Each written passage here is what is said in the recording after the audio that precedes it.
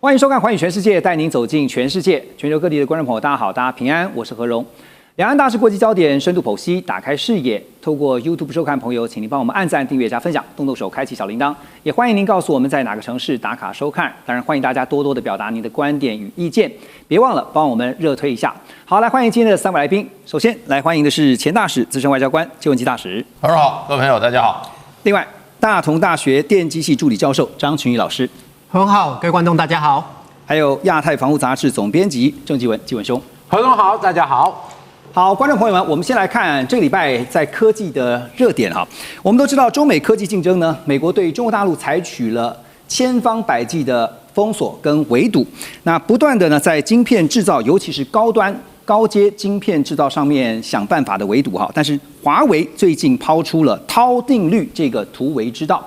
來，在畫面當中呢，這個濤定律是如何呢？華為的董事半導體業務部的總裁叫何庭波，他在上海舉行的2026國際電路與系統研討會上面呢，正式提出了濤定律，希望呢用時間縮微代替這個傳統的幾何縮微，突破物理上的極限作為未來半導體發展的核心路徑。如果您聽到濤定律，可能跟我一樣是鴨聽雷是聽得一頭霧水，所以呢，我這個禮拜特別也去查了一下，跟大家科普一下。傳統上呢，我們在做半導體的時候呢，晶片製造呢，其實都會適用這個摩爾定律這是大家一般所熟悉的。摩爾定律的核心概念就是電晶體越做越小，是同一個面積，就是這個晶圓上面呢可以容納的電晶體數量越來越多。那就是從90奈米呢，大概可以做21個，21個，然後一直做到2奈米你上面越來越密集，所以呢，大約做到了1000億個以上的電晶體，但是這樣的製程從90奈米到2奈米呢，是不斷的往先進製程，而且最重要的一個關鍵核心技術呢，就必須要透過半導體的製造設備，也就是常常聽到的光刻機就像現在的 EUV 才能夠達到這樣的先進製程。可是大家知道 EUV 大陸方面被美國封鎖，所以呢就提出了華為這個濤定律。濤定律呢就是把東西做得更小，這是摩爾定律。那濤定律是讓訊號跑得更快，也就是說不一定要把東西做得更小。好，它的核心2個關鍵，一個是時間縮微，我們剛剛提到，另外一個就是邏輯折疊。這個邏輯折疊，簡單來說，傳統的設計上面走的是平面路徑，從 A 到 B， 我們看到都要這樣一路這樣一步一步走。但是邏輯折疊其實就是呢，透過像是一個平面道路變成了高速公路的一個高架，然後呢有交流道，所以呢你就縮短了 A 到 B 之間的路徑。好，摩爾定律呢其實就是把東西做得越來越小，可是呢濤定律呢是說我用時間縮微跟邏輯折疊，然後呢讓系統來協調，你的效能還是一樣可以提升。簡單來講一句話就是不是比誰的這個電晶體做得更密集，晶片做得更小，而是我同樣可以達到一樣的效能。好，那濤定律呢？當然，這個華為是說到2031年可以製造出相當於1.4奈米效能的高端晶片。這邊特別要強調的是，華為它強調可以達到1.4奈米等級的電晶體密度跟效能，並不是說它就可以直攻到1.4奈米，這個部分要特別的說明清楚一下。那我先請教張老師因為今天特別請您來您怎麼看華為的濤定律？因為其實在一個不得已的情況之下，它的 EUV 被封鎖，所以必須要想出另外一個技術路徑，怎麼看？好，那其實剛剛何偉已經簡單介紹了這個所謂摩爾定律以及這個濤定律的這個部分。那摩爾定律來講，其實我們如果用一個示意圖，就是舉一個比較科普的例子，就是我們在正常的一個面積裡面，大家想辦法就是把它越做越小，那我在同樣的面積底下，我就可以塞越多的，不管是人或者是電子元件。对，所以它概念上來講，就是我想辦法把它越做越小，越做越小。那所以我们以前講的所謂幾奈米、就是指的那個元件的線寬。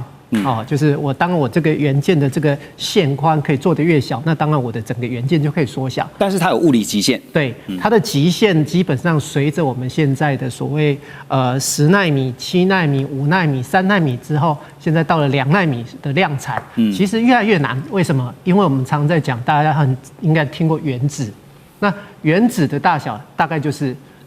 這個0.1奈米。對，哦，所以我們現在如果講說台積電現在是2奈米，意思是20顆原子。哦，所以它的這個難度其實是非常非常的高。哦，那要做到這麼小，難度高，那所以呢，那可是我們其實以往在不管現在所謂電子元件的這個方向上來講，要為什麼要縮小？縮小的原因就是因為我距離越近，它其實就可以跑得越快。對，那跑得越快，我距離走得越短，我當然也越來越省電。有點像是2個房子中間那個路越來越窄，越来越窄，越来越靠近。对，越来越靠近來講，第一個我速度很快就可以到，那再來就是說我也不用走那麼長，所以我也相對省電。所以這就是為什麼每年台積電的這個幫蘋果做的處理器，每年推出新的製程，為什麼他一定說，我效能可以越好，速度越來越快？是。然後再來就是我為什麼可以省電？就是因為這個跟製程微縮的概念。對。那可是這個剛剛和榮這邊也提到了，在中國大陸、中國這邊呢，它其實受到這個制裁，受到這個。EUV 我們講曝光機或光刻機這個部分被卡，那所以呢，在這個微縮的這個部分來講，它受到了限制。那這時候怎麼辦呢？其實那想到就是，如果我沒辦法做小，可是我還是想辦法讓它可以就是快一點到我要的目的地。那這時候來講，就不一定是就從這個2D 平面的概念轉成了，就是那個圖上面 A 到 B 原本是走平行的，对，這個我原來平面平行是我要走這麼遠，但是我想辦法做高架，或者甚至把它堆疊起來，做折疊起來，就像我們常常講說，這個一張紙的2邊最近的距離其實是把它折起來。其實就像這樣的概念啦，就是你原來從 A 到 B 是，然後呢，但你現在縮短它的路徑，就是把它折起來。對，這 A 到 B 的時候就縮短了，你再折的話就更短了。对，所以以後來講，我們可以預期得到，其實華為這邊它有稍微提到說，這個折不是只有變成對折而已。因為現在黃仁勳這幾天在台灣，他有被問到，他說其實這個濤定律也不是新的一種技術，哈，只是說它是一個技術路徑，但是呢，它不會對台積電造成影響。沒錯。但是確實，他也承認這是華為的重大突破。沒錯。那我要問的就是說，如果這個重大突破一旦從理論變成了可實行的技術路徑，那未來會不會變成了華為成為他們這個所謂不是彎道嘍，而是換道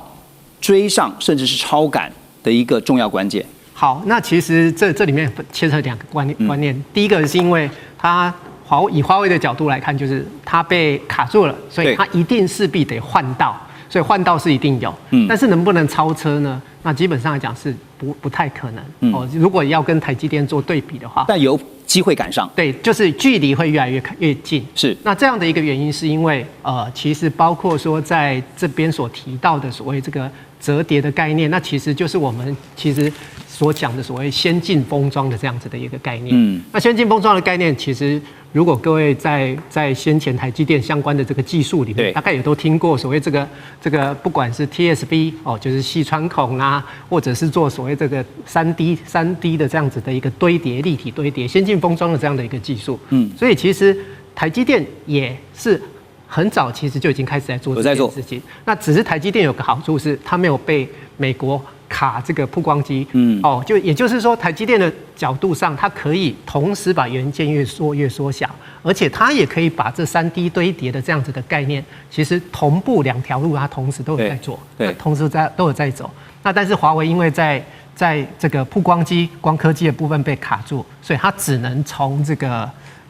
堆疊的部分、濤定律這個部分來走，就是想辦法讓我的這個速度越來越快。就是這是一個不得不的決定，因為只有這樣子辦法才有辦法突圍哈。那对於中國大陸這個半導體的技術提升呢，其實最近的國際這個頂尖投行啊，就是伯恩斯坦呢也發布了一份研究報告啊，特別對於大陸的半導體板塊評比，他們是維持在跑贏大盤，也就是 outperform 這個評級，並且呢也指出中國半導體的產業即將迎來另外一個 DeepSeek 的時刻。而就在濤定律發布的當天，也根據這個第一財經的報道說當天的早盤，包括華為盤股概念股呢就呈現開高的格局。所以拉回來看，華為在 EUV 被封鎖圍堵的情況之下，大使他們試着用濤定律這條新的技術路徑，那也凸顯出美國的圍堵這樣子看起來雖然是有效，可是呢，中國大陸的高科技發展它一樣不會坐以待斃的，它必須要繼續往先進製程繼續的一路攻下去，不斷的去思考它的突圍之道。那您怎麼看？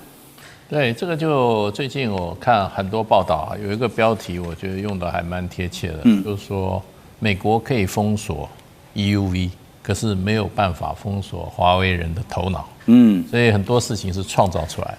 的，所以是不斷努力啊，用創造的方式是，然後累積的方式，不斷尋求新的路徑。這個不是說突破，這個是換道。對，你從這個 A 軌道已經換到 B 軌道了。那當然就變成就是說，其實這個衝擊還蠻大的，因為連續好幾天，這個西方的媒體啊，主流媒體都不斷在報道這件事，每天都有新的。那我覺得就是說，Wall Street Journal 他最近的講法說，這個就是中國芯片的突破局的一個方案。對，那本來說這個追趕的時間是5到8年，現在他們估計是3到5年。那華為自己定的時間是2031嘛，是5年，沒錯，1.4奈米的這個效能所以這個中間就是說，華為現在在這個新的所謂的韜定律，它不是0開始，那他說我已經做了380個，我已經做了381個元件，晶片出來了。所以事實上的話，這個就是華為的手機啊，這個事實上這幾年的手機。就是突破這個美國封鎖以後製造出來的手機啊，事實上那個時候一出來的時候，西方的各大的這個團體啊，工業团體就已經在拆解了。对，當時就說沒錯，7奈米，而且是自己做的。那你沒有 EUV 情況，你做出7奈米，那個時候就在拆，就是2個技術，就是梁孟松的重複曝光，然後另外一個就是堆疊，就是用這個新的技術路徑，先進封裝。那所以這一次。這個大陸這個事實上何庭波只是把已經做了很久的事情，他正式用一個概念把它概念化出來。這個做 presentation 來講，它是很有衝擊性的。摩爾定律 versus 什麼？對，韜定律。韜的話，大家都是 time 嘛，它的就是時間，用時間的概念。所以它基本上用一些簡單的關鍵字來解釋解釋這個韜定律的內涵。什麼邏輯折疊啊，就是折疊啦。對，那不過就變成就是說，現在大家都在看。對，那事實上的話，這個科學的突破、技術突破，我覺得2樣東西，一個就是說你要有人才，另外要有資金。那華為的資金，事實上看起來，最近 DeepSeek 在這個 V4 新的版本裡面啊，它最大的突破，除了它本身的能效提升以外啊，它是使用華為的昇騰晶片，那也就是說，中國大陸不斷的要走這個AI 的2個重要的這個一個是算力，一個是算法的這2個重要組成部分的怎麼樣結合在一起？是。那所以他現在把這個華為的芯片叫中國大陸，就是說做大模型的這些產業它所要使用的算力有晶片部分它從 DeepSeek 你看它已經保留給華為了，所以華為我覺得它基本上就開始，基本上它有市場，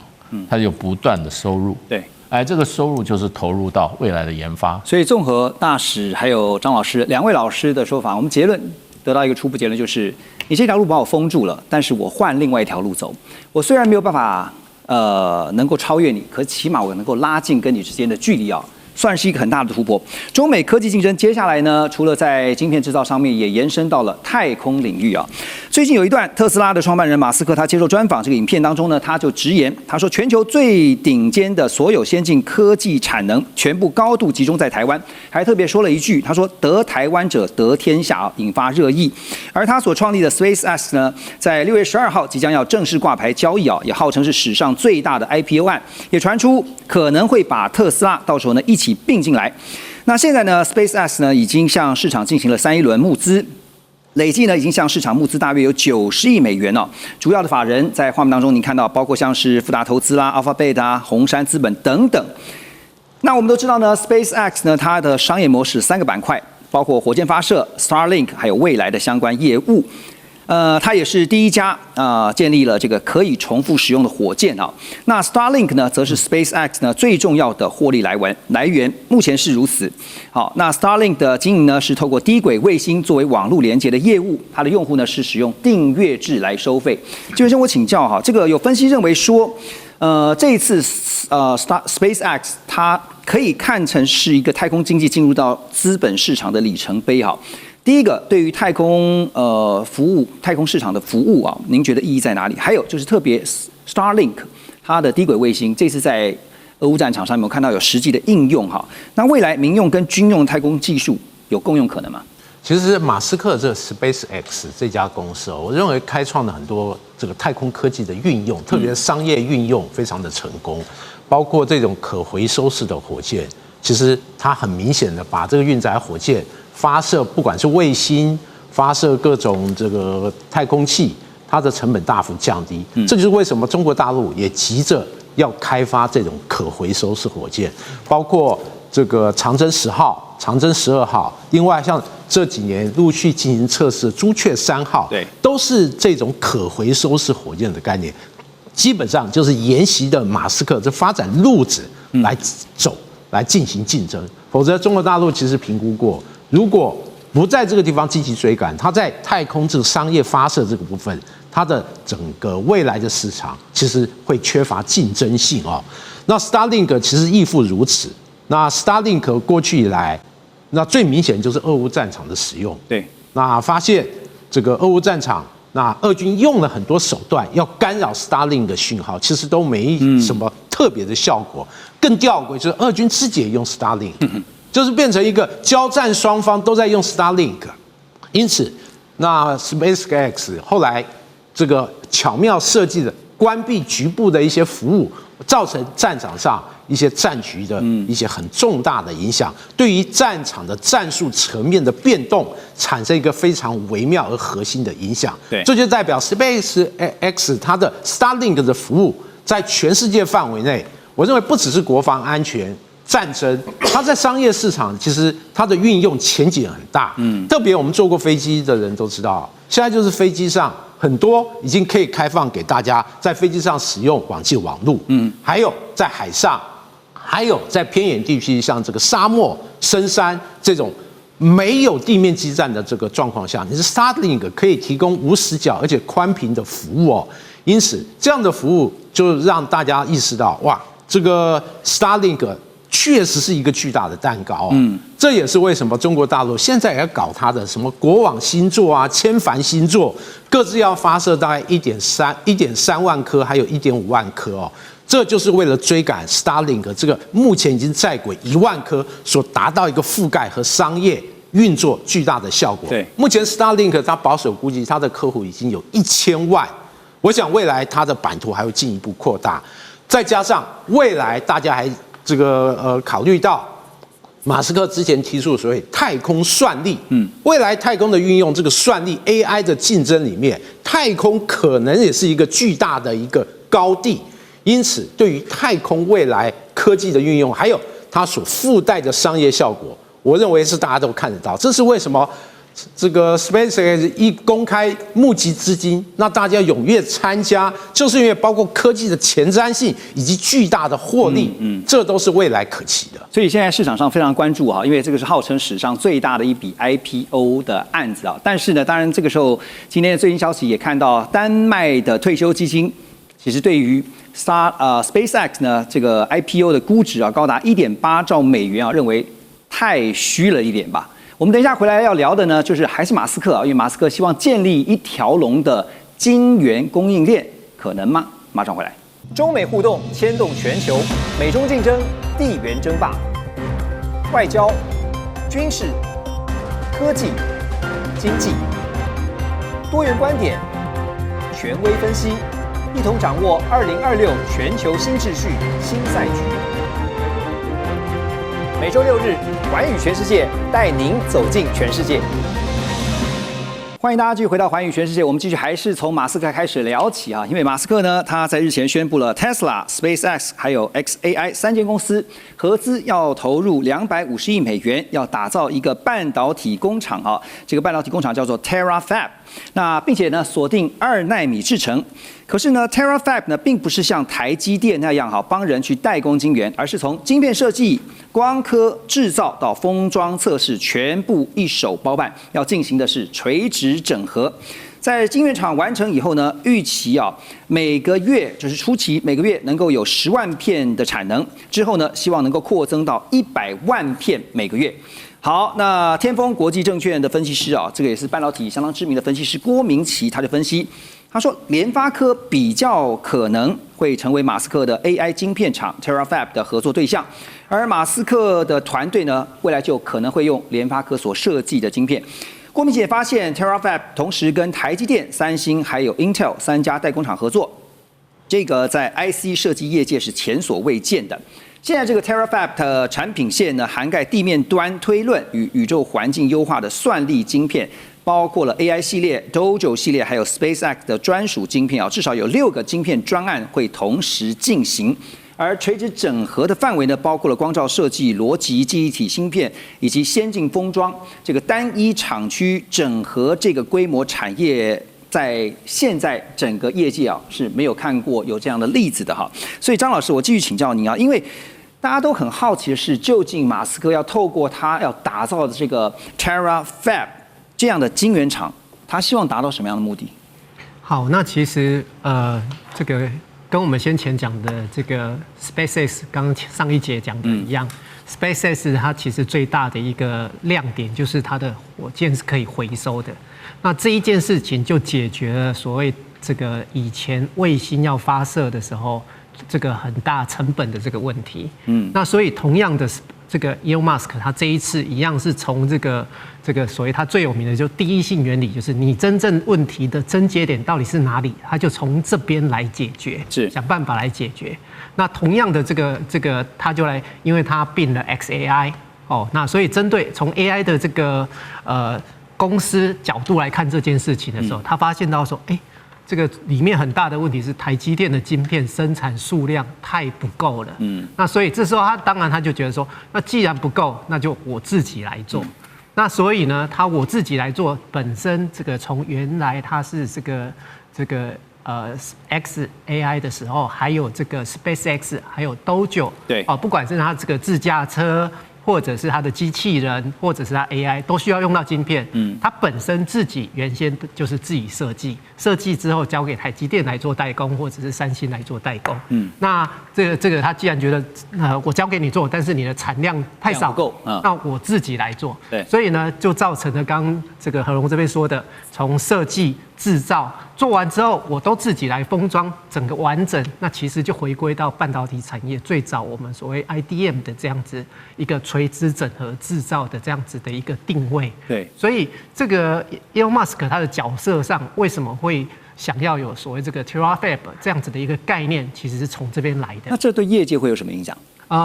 因為其實我們所熟悉的台積電做專門的這樣子的一個代工，這件事情其實這是台灣創造出來很獨特的這樣子的一個半導體的一個。那當然這也是因為在這幾十年來，整個半導體是很自由的這樣子的一個發展。那美國的不管是 NVIDIA 或者是 Apple， 他們就專心在設計上。製造就台灣這邊台積電、三星、亞洲這些公司把它做得很好，那整個其實是符合經濟學裡面的，每個人都把各自的角色做得很好，成本可以降到最低。那可是現在的問題點是，這個量不夠，所以它重新又推翻了這個原先我們的這個所謂半導體的這樣子整個分工、專業分工的這樣子的一個流程，又回到 IDM 的角色來看。那對我們來講，第一個來講，因為其實我們從業界的角度上來看，會遇到一個問題，就是當初最早也是 IDM， 最早 Intel 他們那個時代也是這個德州儀器的時候也是 IDM， 可是就是因為這個專業分工這個角色，慢慢的我們可以做到一個成本最低，然後最有效率的方式。对，那可是他现在又想回来，所以是不是有些點，因為他想的事情只是要解決這個最大的問題點，可是他不見得，因為他沒有做過，對，他沒有做過半導體，沒有先例，對，沒有這樣子的例子。那所以呢，這個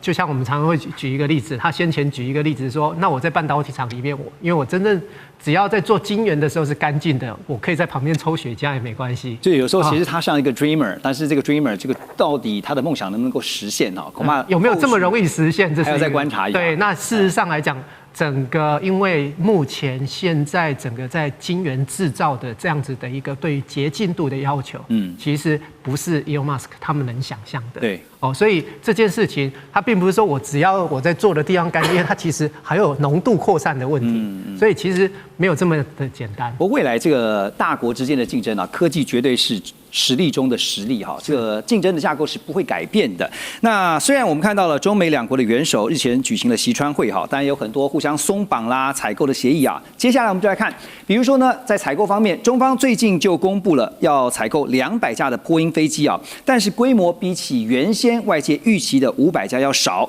那路透社就報道呢，中方之後可能還會再追加採購300到500架的波音客機，但是這取決於波音是不是會供應中方航空公司的關鍵備用零件。那先前因為美中之間的緊張，中方的航空公司呢一直很難取得這些關鍵零組件啊。路透社也表示呢，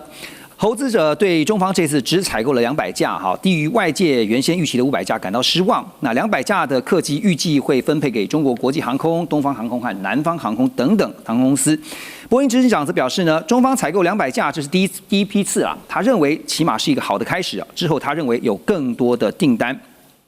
好，那問題來了，波音的採購當然也是中美兩強之間角力的籌碼。那波音呢，面對中方要求供應關鍵零組件，但是也必須要考量現在執政的川普政府啊，他們怎麼想啊？夾在中間很為難。可是後續訂單真的能夠像是波音的執行長講的是，反正200架是第一批啦，接下來還會有啦。可是呢，關鍵的變數是什麼呢？關鍵變數就是這個川普政府對大陸的承諾。會不會落實？看你做不做到。你這次在這個北京以後回去，他說了很多，尤其有關台灣相關的話，這就是他必須要回饋中國大陸的。我的認為是這樣，是交換。那問題就變成說，你這個交換是這個那持久力有多久？3個月，6個月，9個月，對，所以你起碼要搞到9月嘛。9月，因為那個習近平主席要去美國訪美，對，訪美了。那你這個中間你要反悔的話，那後面那300架可能就打折了，訂單就飛了。這是一個原因啦。另外一個原因就變成，其實在川普政府的時候，那個時候對中國大陸進行經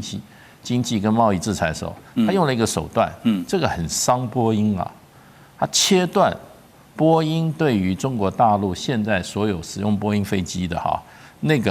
所謂的重要零組件跟維修的那個後續的資源，對，這個就變成你把波音的這種這個商譽給打壞了，所以這個對波音是很傷的。所以這次在談的除了量之外，還有就是說你能不能保證，你將來我們兩個又吵架了，你又說引擎不換，對啊，然後呢零件就不給了，這樣引擎不給了，對啊，所以這個就變成這就是政治涉入經濟以後的一個後遺症很強。不過對中國大陸來講的話，中國大陸現在自主的這個就要自己做的 C919啊，那個是屬於中短程的、中程的，還不是短程的，而且是不是那種廣體的？它就是說大概飛5000公里，4000到5000公里，然後載客量大概就是150個人最多。那可是你要飛洲際，你要橫跨太平洋，或者你要飛到歐洲的，從中國你要波音的787、777啊，中國大陸的C929，中國商飛還在研究，還沒出來啊。對，所以這個量還是很大，而且你要知道737也有中國大陸919的相对的這個波音的產品的話，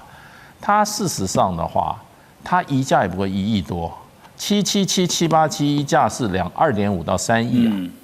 所以這個是你那個量，還有它的價差很多了。所以現在還有300架，對不對？那就看先走到這裡吧，後面看你表現如何。聽其言觀其行啊。不過對波音來講，其實一句話嘛，有總比沒有好哈。起碼你先買了200架，那後續呢想辦法再成交。好，那除了採購哈，就是我們之前也提過3B，那這個剛剛提到的是其中1B，也就是波音。另外一個中美兩國角力的籌碼呢，就是稀土了。澳洲最近的這個 COPI 礦砂計劃呢，得到了澳洲政府的批准營運。COPI 計劃呢，預計是在18年以內呢，可以處理2800萬噸的礦物啊，而且生產高達40萬噸的關鍵礦產，包括了含鈦礦物、鈦鐵礦、金紅石、鋯石等等哈，這些稀土金礦。那這些礦物呢，都是潔淨能源、國防、電信或醫療器材產業必須的這相關的材料。好，那有一個澳洲的關鍵礦產專家呢，叫做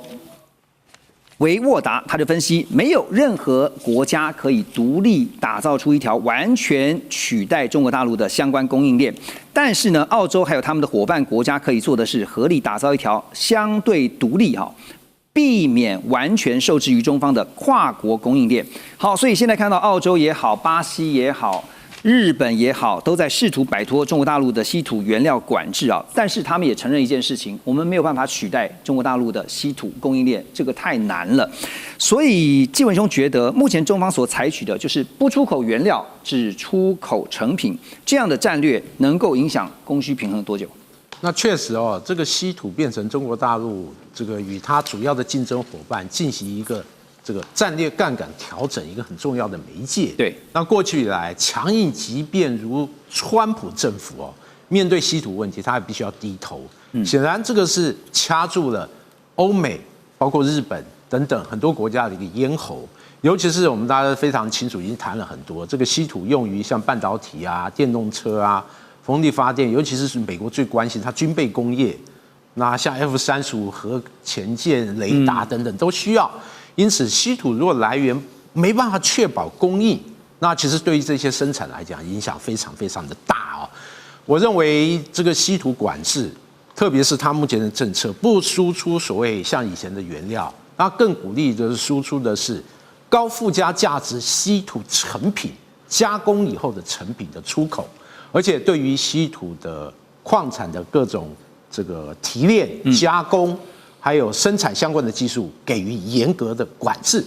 它就會加大別的國家如果要複製稀土工業，它所需要付出的包括時間的成本、經濟的成本、相關的代價，而且中國大陸在相關一些各個環節，其實它有智慧產權這種技術的壁壘，那更增加很多國家的難度哦。那至於說它可以卡別的國家多久？我認為可能10年、15年以上。那我認為這是保守的估計。我為什麼會這麼講呢？因為像日本為例，日本就非常一個典型。日本不是這幾年才遭中國大陸稀土管制。2010年，當時中日之間因為東海一些島礁，特別是釣魚島的這個爭議，其實中國大陸就施展過對日本稀土的管制。那2011年到現在，日本努力了半天。日本只是把原來90%稀土靠中國大陸，目前降到70%到60%之間，只降了20%，還是很依賴。對，日本這幾年雖然口口聲說我在深海挖到稀土，我要發展所謂不需要稀土一些新的材料，但實質進展如何，我想只有日本人心知肚明哦。也因此，你說要剝離中國的整個管制。特別是剛才也談到啦，即使要打造一個非紅供應鏈，也不足以說完全獨立於中國之外，還是在相當程度要依靠中國的幫助或者輸出相關的材料。因此我認為這個至少20-30年這樣的時間，會讓西方日本感到痛苦。我認為這個時間是掌握在這個中國大陸手裡。其實就算打造一條獨立的跨國供應鏈，恐怕要短期之內特別講到10到15年要來完全取代中國大陸的稀土供應鏈，恐怕難。休息一下，等一下關注中東局勢。中美互動牽動全球，美中競爭，地緣爭霸，外交、軍事、科技、經濟，多元觀點，權威分析。一同掌握2026全球新秩序、新賽局。每周6日，寰宇全世界带您走進全世界。